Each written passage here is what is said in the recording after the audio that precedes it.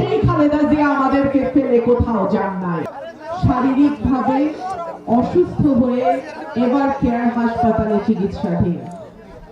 আমার আপনাদের কাছে আকুল আবেদন, আপনারা দেশনেত্রী বেগম খালেদা জিয়ার জন্য দোয়া করবেন। বাংলাদেশের জন্য, বাংলাদেশী জাতীয়তাবাদের জন্য এবং বিএনপির জন্য দেশনেত্রী বেগম খালেদা জিয়াকে আল্লাহ যেন সুস্থ করে আবার আমাদের মাঝে ফিরিয়ে দেন। দীর্ঘ 17 বছর বাংলাদেশের সবচেয়ে নির্যাতিত যে মানুষটি, তিনি হলেন দেশনেত্রী বেগম খালেদা জিয়া।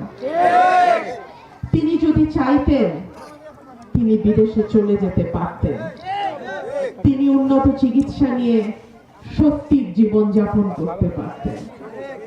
তিনি সেটা করেন নাই। তিনি দলের কথা, দেশের কথা, দেশের মানুষের কথা,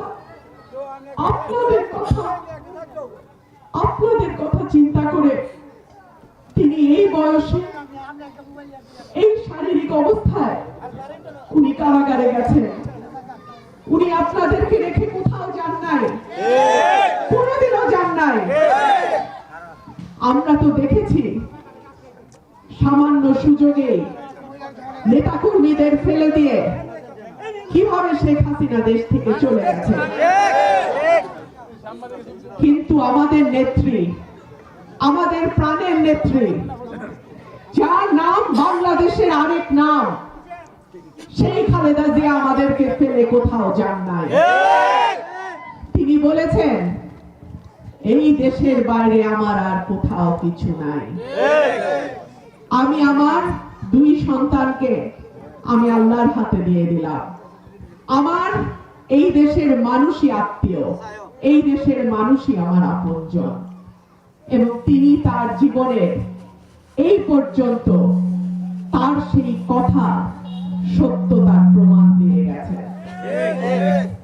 প্রিয় ভাই ও বোনেরা, আপনারা জানেন আমাদের 2026-এর ফেব্রুয়ারি মাসে নির্বাচনের ঘোষণা এসছে।